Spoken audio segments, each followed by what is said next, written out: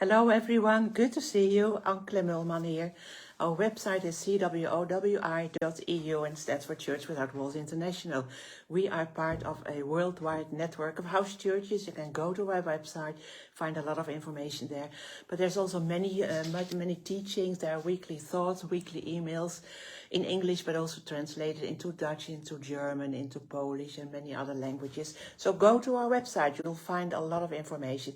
And if you need to email me, you will find my email address on cwowi.org cwowi.eu.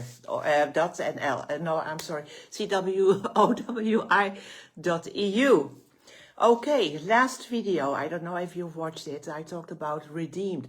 What does it mean that we are redeemed?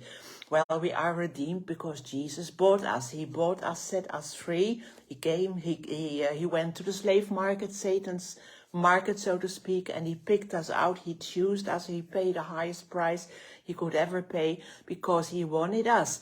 So he set us free from the slave market. But there were also in ancient times people who bought a slave, who set them free just for the sole purpose so they could be set free. Not so they would become a slave of that person, but just to redeem them, to set them free. But today I want to talk to you about slaves again, because no, we are no more slaves to sin. That's what Paul says to the Romans. Now we are slaves to righteousness. And many times Paul talks about himself as being a slave of Jesus Christ, or a bond slave of Jesus Christ. And in 2 Timothy chapter 2:24, he called Timothy even the servant or the slave of the Lord. So we are still slaves. So we are changed from being a slave to one person and now being a slave of the Lord. But it says about Jesus in Philippians 2:7. That Jesus took upon him the form of a servant. And the word servant is also translated as slave. So the Greek word, what is used here, is the word doulos. D-O-U-L-O-S. And it is from deo, D-E-O, and that means bind. So literally it is a bond slave. And the Christians, they become a slave of Christ by free choice. And then we are owned by him because he purchased us with his own blood. Well, the idea of a bond slave is expressed in the case of the love slave or the bond slave in the Old Testament times. And you can read it in Deuteronomy 15, verse 12 till 17. And it there mentioned that if an Israelite bought a Hebrew slave, he must let him go free in the sabbatical year. But if the slave loved his master of his choice, or loved his master, and if he chose to, of his own free will, to remain with his master, then a hole was bored through the lobe of the slave ears. And then he became a bond slave for life, meaning a slave, but out of his own free will. He willingly, out of his own free will, he wanted to serve his master. And all over the Roman Empire, there were those who were known as slaves of the emperor. And I'm happy that Paul wrote to the Romans, not that he was a slave of the emperor, but he says, I am a slave of Jesus Christ. He is the King of Kings and he is the Lord of Lords. So we are freed from slavery to sin and Satan. We are bought by his blood. We are owned by him for lifetime. But we can choose to be a bond slave and serve him and him alone. But wait, there is another word in Greek that Paul uses, and that is translated the word slave in our Bible. It's not the word doulos. When you go, for instance, to 1 Corinthians 4, verse 1, Paul says to the Corinthians, let a man so consider us as servants of Christ and stewards of the mysteries of God. Let a man consider us. So he's talking about himself, his own ministry, and also the ministry of his companions and the people that he worked with. Paul does not use the word doulos here, but the word hyperetes. You write it H-U-P-E-R-E-T-E-S. And the Corinthians, of course, were familiar with the duty of the underrower, as they were nearby a major Roman port city, because this word, that is translated slave or servant, is one of the most unusual words in the Greek language, And that word, huperetas, means a underrower. So when he wrote it to the Corinthians, they knew what Paul was talking about.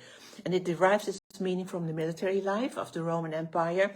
There were warships of the Romans, which I told in the ancient times they had different decks. And there was a lower deck, the lowest deck. There were their seats of the rowers, the slaves, who were chained to their seats. And many of them were educated people, but they were taken captive now by the Roman armies. And they were seated at the lowest deck of the warship. And then in the upper deck, there was the director, or you could say the captain. And it was he who gave the orders to the rowers. And the rowers had to instantly obey his orders because this was a warship. And they couldn't depend on, the ship couldn't depend on the wind to maneuver the ship in the battle. That was too uncertain, but maybe the wind didn't blow in the right direction when they needed to go, or it took too long to change the sails. So in battle, they used the underrowers or the oarsmen, because the ship had to be very maneuverable. And the duty of the oarsmen was to instantly obey the word of the captain. And if the captain wanted them to stop, they had to stop instantly. And if he wanted the ship to move, then they were to row. But remember, they were in a war. So the underrowers at the bottom of the ship, the life of the underrowers was very tough. It was always busy, it was permanent, it was dirty. No one saw them. They didn't know what was going on, and most even died in service. And there were 5 aspects of the underrower that Paul and his companions could identify with when they referred themselves as servants of Christ or under-rowers of Christ. First, the galley slave, who was down in the lowest deck of the ship. He saw nothing, it was dark there, it was stinky, smelly, so he had to row to the captain's beat. But the captain was up the deck, so how does that go? And to keep as many of 150 rowers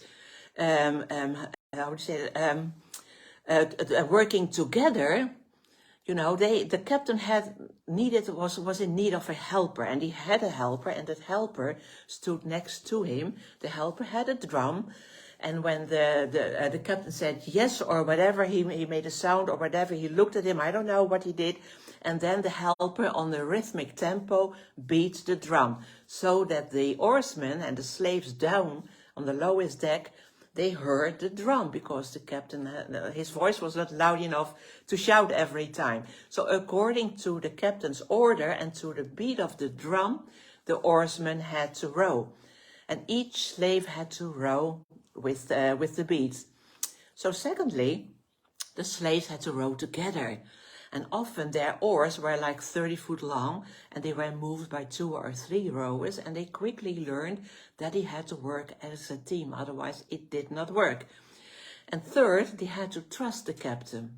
It was dark and it was dingy and it was gloomy there in the lower deck of the boat.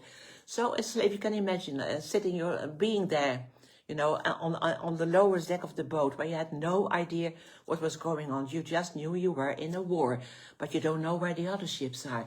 Or maybe they were in a storm. That could happen too. He didn't know where they were. He didn't know where they were going. They didn't know what was going on around him or when he would arrive. He had no idea. So that slave had to have complete trust and faith in the captain. He had to have trust that the captain would guide them through the storm, would guide them through all those warships around them and bring them home safe. And fourth, the slave was committed for life. It was not a duty that you did once, but it was committed for life. And also the lack of sunshine and fresh air meant there were repeated illnesses during service. And fifth, the slave received no honor. Only the captain was visible to the outer world. Imagine, they were doing the hard work, but only the captain was visible. And it was all about the captain. If an under-rower was seen by others, it was because he was not doing his job. It was not up to him to be seen or to be recognized or to receive glory. It was only the captain who received the glory when he brought them safe home, when he guided them through the storm, when he guided them through the warships. And that was a portrait of Paul and his helpers and his companions in ministry. And you are in ministry too. It doesn't matter if you are on a pulpit as a pastor or a preacher or whatever, but we are all in ministry because we have Christ in us. So when it pictures a portrait of Paul and also of Jesus, who was a slave, who took upon him the form of a slave. So what can we learn from Paul? Well, what did Paul wanted people to know? What did he want the Corinthians to know? He wanted to be known for a couple of things. That he wrote according to the captain's beats, meaning only what the captain told him to do, he would do.